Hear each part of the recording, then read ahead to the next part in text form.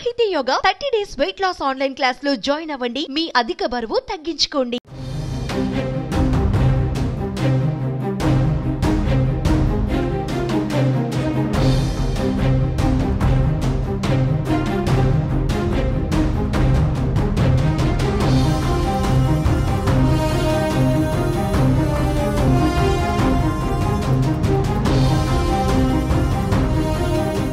హైదరాబాద్ రాయదుర్గంలో విషాదకర ఘటన చోటు చేసుకుంది.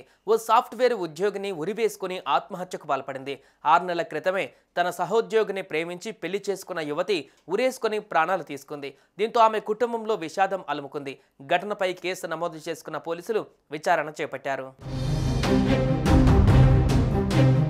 హైదరాబాద్లోని రాయదుర్గం పిఎస్ పరిధిలో నవవధువు సాఫ్ట్వేర్ ఉద్యోగిని ఆత్మహత్య కలకలం రేపుతుంది.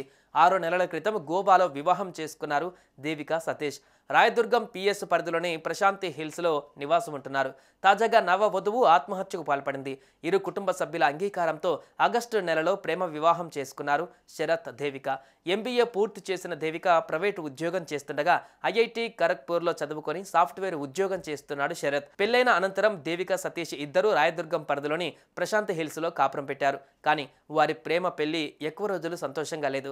కొద్ది రోజులకే ఇద్దరి మధ్య గొడవలు మొదలైనట్లుగా తెలుస్తోంది. తరచూ ఏదో విషయంలో గొడవ పడుతూనే ఉన్నారు.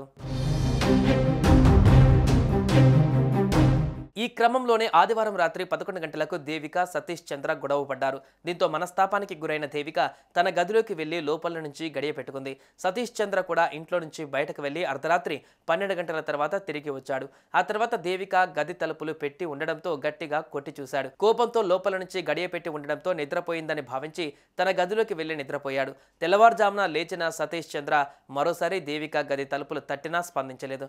ఉదయం 10 గంటలకు దేవిక ఆఫీస్కు వెళ్లాల్సి ఉండగా అప్పటికి తలుపులు తీయకపోవడంతో అనుమానం వచ్చిన సతీష్ చంద్ర గది తలుపులు కొట్టాడు. అయినా డోర్ తీయకపోవడంతో తలుపులు బద్దలగొట్టి లోపలికి వెళ్లి చూడగా గదిలో ఉన్న సీలింగ్ ఫ్యాన్ కు ఉరివేసుకొని కనిపించింది. స్థానికుల ద్వారా సమాచారం అందుకున్న రాయదుర్గం పోలీసులు సంఘటనా స్థలానికి చేరుకుని ఘటనా స్థలాన్ని పరిశీలించారు. పోస్టుమార్టం నిమిత్తం మృతదేహాన్ని ఉస్మానియా ఆసుపత్రికి తరలించారు. ఈ మేరకు మృతురాలి తల్లి రామలక్ష్మి ఫిర్యాదు మేరకు కేసు నమోదు చేసుకుని దర్యాప్తు చేపట్టారు.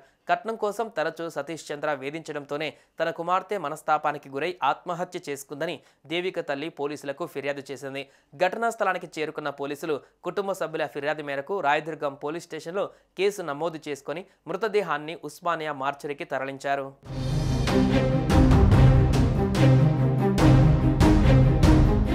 సుమన్ టీవీలో మీ పర్సనల్ అండ్ బిజినెస్ ప్రమోషన్స్ కోసం కింది నెంబర్కి కాంటాక్ట్ చేయండి.